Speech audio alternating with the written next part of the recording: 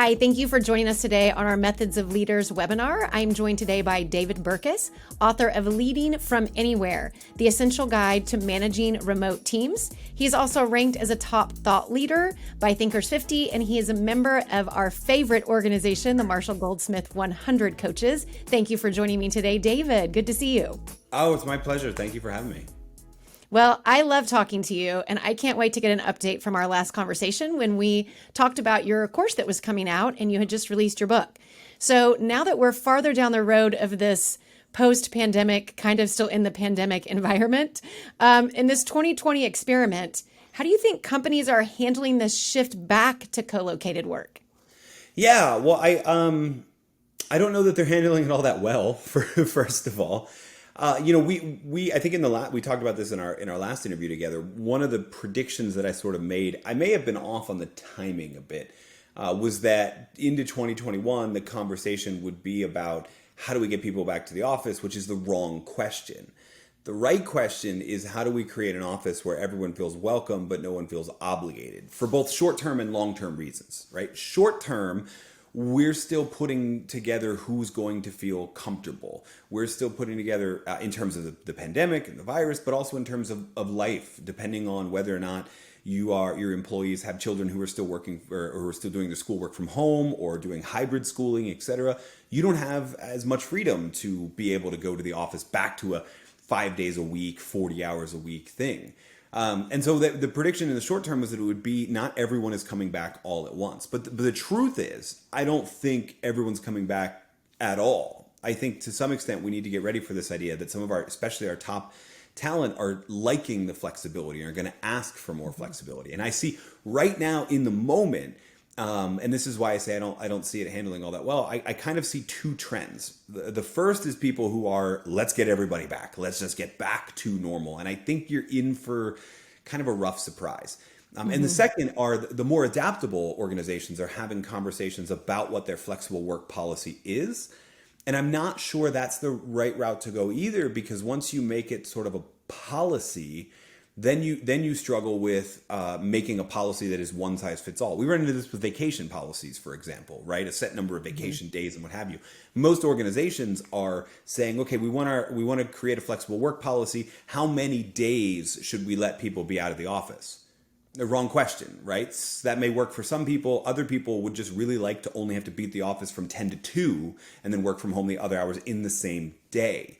And so there's a broader, that's why I say the right question to be asking is how do we create an office where everyone feels welcome, but no one feels obligated, where everyone knows when they need to be physically present with everybody else, but they don't feel obligated to be physically present when those needs aren't arising. And that'll mean different things to different employees. The truth is one size fits all doesn't. And so the only approach is to take that much more flexible one that gives autonomy back to the people, holds them accountable for getting results for sure, but gives autonomy of when and where they're going to work back to the people. I love what you're talking about, and I want you to go a step farther to the employee perspective on that. If they're facing that rigidity of policy, or there are only two choices, home or work, how do you recommend that they advocate for themselves in this transitional environment of I'm being asked to come back, I'm super happy at home, or my team is still disjointed because some people are allowed to stay at home and I'm back at work? How do they advocate for those positions? Yeah, I think that's a great question, because right now what we're seeing is just they're threatening to leave, right? And I was reading this morning, major tech company saying we want everyone back by September. A lot of their top talent saying, great, I will refresh my resume and I will find a different job that'll let me be flexible. But on an individual level, I don't think you have to go that far that fast. I do think you have to make it clear what schedule you have found works for you over the last year, right? And if you haven't, by the way, if you haven't figured that out, then I don't know that the right answer is push for more flexibility, because you're just sort of going to be a slave to everyone's schedules anyway, right? What you want is to go, look, here's what I've learned over the last year about me and the environment and the times in which I work best. And this is what my weekly calendar looks like now. And it's working for me. I would like to continue to observe that as much as possible. Start the conversation there. Right. And that's still not a set number of days or what have you. It is, here's what has worked best for me. And I would like to stay there as much as possible. Let me know what works best for you, and we'll meet somewhere in the middle. Right. The other thing you need to be thinking about is if your team and your leader haven't already develop the systems that are keeping people up to date, which they should have. They've been doing this for a year. They're not doing it very well if they haven't. Found a system to manage projects, manage deadlines, let everybody know what everybody is doing so that everybody's accountable to everybody. If there's not already that system, you need to build one for that individual manager that says, here's how you'll know that even when I'm not here, I'm being productive. It could be as little as and I hate these because they feel micromanaging, but they give a lot of peace of mind to a lot of managers. It could be as little as an end of the day email. This is what I worked on. It could be a weekly check-in that we do specific to here's what my focus is, etc. You'll know based on your relationship with your manager what the right system for that is. But if you need one, it may in addition to your schedule, you may offer that as well. These are really helpful tips. I really appreciate you going in depth. And the question I have for you following up on the heels of that is the corporate cultures themselves. What have you seen shift in them? And what of those changes were kind of forced or necessary or is left to be adapted? Yeah, so this is a top question, right? The number one question I've probably gotten over the last year is when are we going back to the office, which we already covered is the wrong question. Number two is, okay, great. If we're going to work from anywhere to some capacity, how do we build culture? And I think, again, that's sort of the wrong question, right? The question is, how do we build the right culture? Culture is, it's sort of like that Tolstoy novel, Anna Karenina, right? All happy families are alike. Every unhappy family is unhappy for its own specific reasons. Organizational culture is kind of the same way. The truth is, companies that really do have a great organizational culture, it's not all that different from other companies that have a great organizational culture. The rituals might be a little different. The acronyms might be a little different. The food they serve in the cafeteria, if there is one, is a little different. But fundamentally, they have a couple different qualities that we see uniquely across every great team culture and organizational culture. I talk about this a bit in the methods course and also in Leading from Anywhere. That is that there's a culture of shared understanding, shared identity, and psychological safety. Shared understanding meaning we've developed the systems and the way to which everybody knows what everybody's knowledge, skills, and abilities are. They know what the deliverables are. They know who to ask for help and when. They know how to give each other feedback. And this is really important in a work from anywhere environment. They know the calendars and the times that people are responsive and non-responsive, right? So that's shared understanding. Shared identity is the sense to which we actually still feel like a team, even though some of us may be co-located and others not. Shared identity speaks to that sense that we draw purpose and meaning from our work, but also that we actually identify with a member of the team. This is, if I'm being candid, this is my biggest 2021 fear, is that we end up in an us versus them between the co-locateds and the people that are choosing to stay remote. That's a big problem. And so we need to be building systems in place where people know that we're all one team no matter where we are. If you're remote, you're not working alone, you're working alone together, right? And then psychological safety, this is a uniform element of every great team. It's the feeling to which you feel free to take risks, to express yourself, particularly to express dissent, which is something we don't talk about enough in knowledge work. Consensus isn't necessarily a good thing. It may mean that everyone's in agreement. It may also mean that the people who aren't are self-censoring for the sake of the team. I love what you just said, and I want to touch specifically, David, on the psychological safety, because I want to talk about productivity and outcomes. And so if we're in that divisive environment, right, we've been in isolation, we kind of now are entering into this divisive environment of us versus them. How has productivity shifted from last year to now as we're coming into this hybrid wave?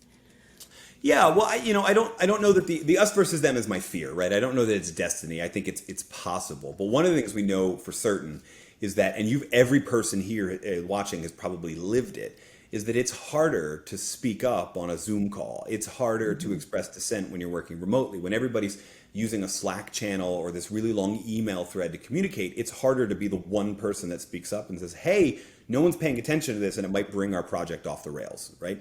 And so that's why this sense of psychological safety is hugely important. As we move into hybrid, the reason it's so important may be that us versus them, not necessarily as a decisiveness, but I mean, you remember this. You remember prior to the pandemic when you used to call in to one of those conference calls where 4 people would be in a conference room with that little black octopus looking thing, spider looking thing on the conference table, and then you'd call into that, right? And anyone who's ever been the one calling in knows that that's not a level playing field. That's not a good medium with which to actually have the types of discussions that will lead to more productivity, lead to a greater quality of work when it comes time to actually deliver that work. And so we need leaders, even if you are in the co-located environment, to be sort of sensitive to that. My biggest recommendation is actually, if one person on your team can't make the meeting, then even though, let's say you have a team of 7, even though you have 6 people who are co-located in the office, go back to your desks, jump into the Zoom call, because we want to level the playing field. If that's unreasonable for some reason, then I think the next best thing would be to have the people who are calling into that meeting remotely, whether that's video or audio, have them facilitate some of the meeting. Right? So don't, just because you're in the room, even if it's a majority of people, but even if you're in the room with one, just because you're in the room doesn't mean you get to be the facilitator. It actually works better if the people who are working remotely are the ones, because they're the ones going to be more sensitive to making sure everyone talks. They're going to be the ones most likely to be looking at a list of everyone's names, making sure that those people have contributed. And that will lead to a better quality of work in the end, which we'll see as that sort of increase in productivity that we're looking for. So I want you to tell me some good stories. I want you to tell me what you've learned about seeds of innovation and, isolation, and how that has birthed new opportunities for organization and new pathways they wouldn't have seen before. Yeah, I mean, I think So we have been a little downer, haven't we? Sorry. We have. Let's go for it. I think there's a huge. I think the reason I've been pushing a lot of organizations to think about this as work from anywhere, not is it a binary work from the office or work from home, et cetera, is it opens up a lot of other options. I mean, the first thing it opens up is an expansion in the talent pool, right? There are a number of people that don't want to go to work for 40 hours a week before the pandemic, right? But even now, even more so. I had a conversation earlier today with a good friend of mine who was for 20 years the founder, before she sold it to her employees, was the founder of an executive search firm. And their biggest strategy was they hired top talent that were what they called trailing spouses. So in other words, you were highly educated, super smart. Your spouse, for some reason, got a job in another country where you're not authorized to work in that country, right? But you could still work virtually for them back in your home country. And as a result, I mean, it's a huge untapped labor pool. So they got access to, for a lower price too, but they got access to talent they wouldn't otherwise have access to because they offered an arrangement that really, really worked for them. And we're going to see that across a couple different elements. For larger organizations that are sort of multinational, well, we now know most people in the organization have at least a year of collaborating on teams that don't meet in person all of the time, which means when it comes time to solve a problem, to work, to develop a new project team, et cetera, we don't have to just look around the office and put people together who are, just in the same place. Not to toot, your own horn, but Methods has been that from the beginning, right? A collaboration of the Marshall and the MG100 that is based sort of in California, but sort of in New York. But also the Methods team is based in Vegas and Wichita, Kansas, and in Austin. And you wouldn't be able to put that same powerhouse of people together just in Wichita or just in Austin or just in Vegas, right? And every organization, now that we're a little more skilled in doing that, has an opportunity to build teams from across cities and even across countries. So we're going to see an increase in that too. All of that is going to lead, you mentioned the I word, innovation. All of that, I don't know if we're going to call it innovation in the sense that, 1,000 songs in your pocket, like an iPhone seems like this amazing innovation, but it is going to lead to different thinking around some of our old problems and different thinking around our new problems, because we have the ability to tap into people with a different perspective, or a more different perspective, more different perspective than anywhere else. And so that is huge for productivity and also for innovation as well. So there's a couple different ways that this comes manifest. None of them, by the way, get tapped into if your mentality is, how do we get everyone back to the office as quickly as possible? It may feel like that's what you need to get people to be more creative, to get, et cetera. And I get that, because I still don't think a virtual brainstorming session is as good as an in-person one. Mm-hmm. But who's in the room matters more than whether or not the room is physical or virtual. And the work from anywhere options get you a much more diversity of who's in the room. And that is something to look forward to. And I'll put some money in your tip jar later for mentioning methodsof.com. I really appreciate that. That was like with no prior bribery whatsoever. Thank you for segueing. So tell me, who do you think was affected the least and most over the past year? And how is that trend going to shift? Oh, you want to name names and let's slander companies? Yes, absolutely. No. Let's not do that. So I think, most effective over the last year on a broad level. And let's just talk about knowledge workers, right? Because we could end up talking about the airline industry forever, and it's kind of irrelevant to our conversation. I think on an individual level, most effective have been the people who were most affected, not effective. The people who were borderline micromanagers. No one ever admits they're a micromanager, right? Like I've never seen anybody like, I'm proud to be a. But a lot of people equated presence with productivity, responsiveness to productivity. How often I could see you work translated to my perception of how hard you worked. Right. And those people are still struggling, right? They're still, because all that happened is they traded presence for responsiveness. How quickly you reply to my emails is my new proxy of how productive you are. Well, I got news for you. The person on your team who's replying to your email the fastest, it ain't because he's productive. It's because he's got nothing else to do, right? So those, I think those people are struggling the most. Struggling the least to me would be, in Leading from Anywhere in the book, we tell the story of the Belgian Ministry of Social Security, which a little more than a decade ago, under the leadership of Frank van Massenhove, moved to a remote or a work from anywhere arrangement. But that wasn't the intent. The intent was just to provide more autonomy, more trust, and more freedom in employees in the hope of engaging them better. And they accidentally turned into about 80% remote workforce. Not 80% of their employees were remote, but on any given day, only about 20% of the employees were in a physical office. The rest were in control of their schedule.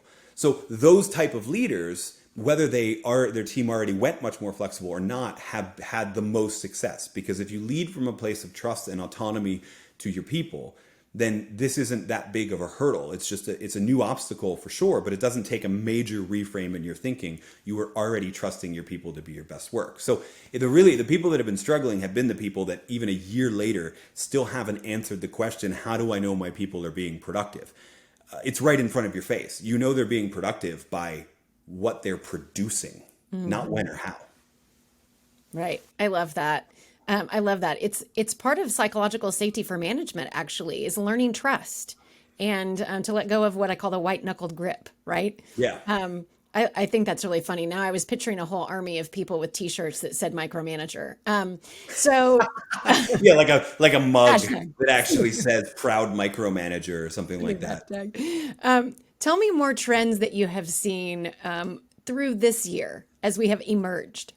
Yeah, so I think the other big trend that we're seeing as people are scaling back is, and this is something I'm paying attention to. I wouldn't call myself an expert on this. I'm just really curious about it. Is the sort of department level or even enterprise level, for lack of a better term, outsourcing? It's not outsourcing in the traditional way, but it's companies like Upwork, for example, and others that are providing sort of a part-time virtual workforce for some of your needs, right? So you shrunk down as an organization, you had to lay off a lot of people because of and you need to scale back fast. It's actually faster to bring that virtual element. And this is happening in a couple different ways, right? For temporary projects, it's easier to sign 7 people through an enterprise level virtual outsourcing firm like that than it is to hire 7 people knowing you may not have work for them 18 months later, right? So we're seeing a lot of that, a lot of ability to bring things to market faster, but also to have it be less of a risk. So I'm really intrigued by that. Charles Handy, one of the great management thinkers, published a book called The Age of Unreason in the 1980s. And he talked about this idea of a cloverleaf organization, 3 leaves on a clover. 1 leaf was full-time employees, 1 leaf was part-time employees, and then the third was what a lot of people pointed to as the gig economy, right? Is contractors and other people who are there sort of less than part-time. Well, for most people in their mind, the gig economy is still stuff like Uber and DoorDash and what have you. And of course, that has really expanded because of the pandemic. But I think there's the next level of that, which is this sort of enterprise level. I'm really intrigued by that to see how that works. And again, I think it's at this point, I could confidently say that everyone who is a manager or aspires to be a manager, by the end of your career, you will have to lead a team where the definition of team is beyond who draws a paycheck from our organization. If you're not there already, you are going to have to think about a team as a group of people working on a project, regardless of who they draw a paycheck from. And that's a mindset shift for a lot of people, but that trend is only going to increase.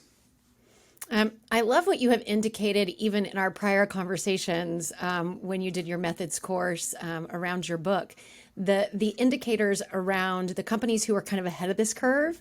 So tell me a few more stories. I want you to end on the positive notes of the corporations who weren't ahead of the curve, but have done adaptation really well this past year. What are some of those benefits that you see in those organizations that, took the bull by the horns and went with it?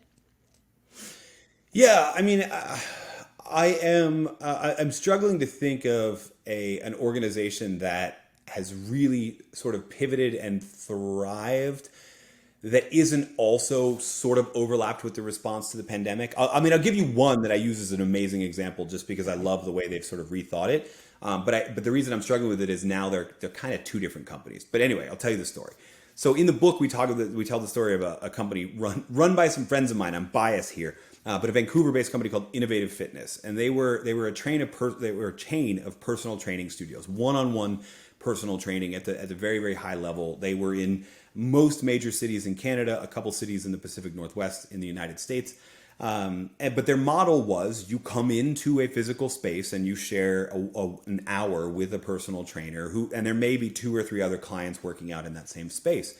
Well, that's obviously not a pandemic friendly model, right? And so they had to really think about what are they going to do? How are they going to rearrange their workforce? How are they going to stay in business? All of these sort of things. And they came up with a model. They made a pivot to virtual training. But then they made a second pivot. They pivoted virtual training by building their own platform that let them basically come into video calls. Existing clients had the opportunity to continue working out with their trainer, the one that they were used to because they trained their trainer on the system. They were doing exercises that could be done at home. Think of it as like Peloton, but it's not live. It's one-on-one, right? Mm-hmm. Which is a fantastic offering. But then they realized there was an ability to scale that because now they built this whole platform to let their existing employees make that shift. Well, why not put the platform on the market as well? So now that company also exists called Workout, which is essentially an Uber for personal training. You are a trainer, right? Who isn't, this is the Cloverleaf organization again, who isn't an employee of Innovative Fitness, but you want to expand your client reach, you want more flexibility, etc. Well, the platform exists for you to offer those classes now. We've built the whole thing. Come on and be a contracted member of ours, right? And so that's what I cite that example because I think the companies that are going to thrive, most of them aren't there yet because there's not one pivot, there's two, right? There was this short-term pivot of just how do we stay in business? How do we respond to this whole pandemic? But then there is as we're looking at the light of the end of the tunnel, right? I have no idea how long the tunnel is, by the way, but I know there's a light at the end of it. It could be a couple months, could be another year. I have no idea, but there's a light at the end of it. And as we're looking at that, the answer is not pivot back. The answer is based on everything we've learned over the last year, how do we put that into practice to go to a different place? And I use Innovative Fitness just as a great example because they built something as an emergency that turned into a reality. And I think this is fascinating to look at. I know there are others, but I'll be honest, we're still few and far between. I still think there's a lot of leaders that are just thinking about how do we survive until we can get everyone back? And again, you're missing a huge opportunity if you are. I think that's the biggest point that you've made today, David, and I really appreciate your time and your insight. Of course, I would love for you to go to methodsof.com and learn more from David and all the other fabulous coaches we have from the MG100 there as a learning platform that enables you to have this kind of insight minute to minute. David would love for you to go buy Leading from Anywhere, his latest book. He has a collection of books. He is a published author. You can find him at, what's the website, David? DavidBurkus.com is a good one. Methodsof.com is also a good one. We've got content there. We sure do. And I want you to leave us, David, with another word of insight for that leader that you were just talking about that's still struggling and is still in a position of surviving, not thriving. What is some wisdom that you would hand them right now? Yeah, well, let me go one level out to and just the broader mindset shift I wish most leaders would adopt. And if it was never proven true during the pandemic, it will be proven true if you unsuccessfully try and call all of your people back. And that is this: people don't work for you. People work with you, right? We live in an age where talent needs organizations less than organizations need talent. And if you don't realize that people want more than just a paycheck, that there's a different reason they came to work for your company, if you're adopting that mentality of people work for me, therefore I can make the decisions for them, you're in for a world of hurt as we come out of this tunnel, right? And if you adopt the mindset that people work with me, how can I create an environment that leverages their talent? Not only are you going to find a more adaptable working arrangement in the future, you may, like innovative fitness, find some pivots that unleash sort of a whole new level of talent. There are people that work with that company, right, that are able to bring them a whole new level of productivity, a whole new level of ideas, and a whole new level of value, quite frankly, because of the mindset shift. It started with how do we provide jobs for the people that work for us? It ended with how do we create a place where people can work with us? That's the mindset shift I wish more leaders would adopt. I love that. Those are great words to end on, David. And you can follow Methods of Leaders and David Burkus on LinkedIn and various social media platforms. Check us out there. You will become a David fan, I promise you, as I am. Hopefully you felt like you were in the living room today, hanging out with us, having a conversation. Thanks for joining us for Methods of Leaders webinar. Thanks, David. Oh, thank you.